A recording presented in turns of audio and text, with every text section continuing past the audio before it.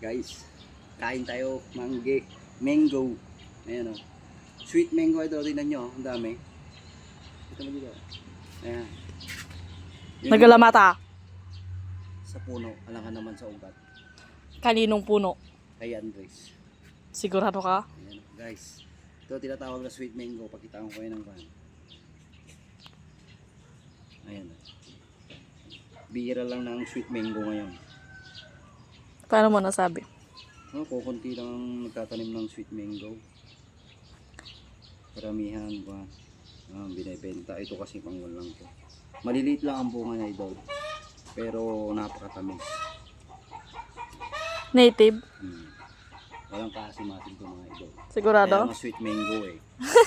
Pag hindi sweet mango, hindi ka... Halsam. Sour mango. Oh, idol. Walang mga sira yan, idol. Ayan.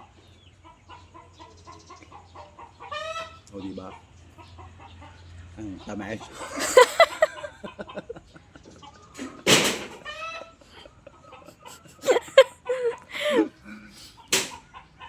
Sobrang tamis talaga, guys.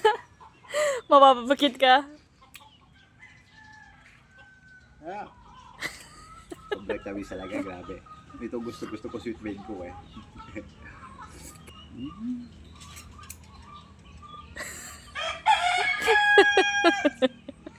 Bunuot. Kulam nasamit. Matamis siya, guys. Pag nasa loob na ng tiyan. Pero pag nasa bunga nga, medyo maasim.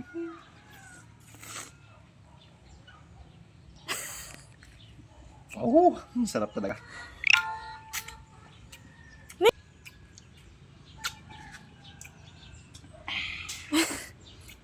Sapa, guys. Makon. Hindi sweet mango yung nakain ko. Ano? Maasim yun. Ito talaga sweet mango talaga to. Ito, maliit. Ganito talagang sweet mango. Ay, pag maliit ba sweet mango? Pag malaki, Ano? ano bang English ng kwan? Maasim. Sour nga ni. Sour? Sweet and sour. In sour? Ito, guys. Ayan, guys. Ayan. Ito talaga ang sweet. Peki yung kanina eh. Sweet talaga.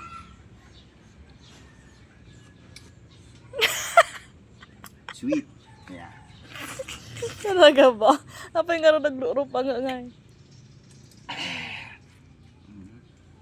Ang sarap, guys. Grabe.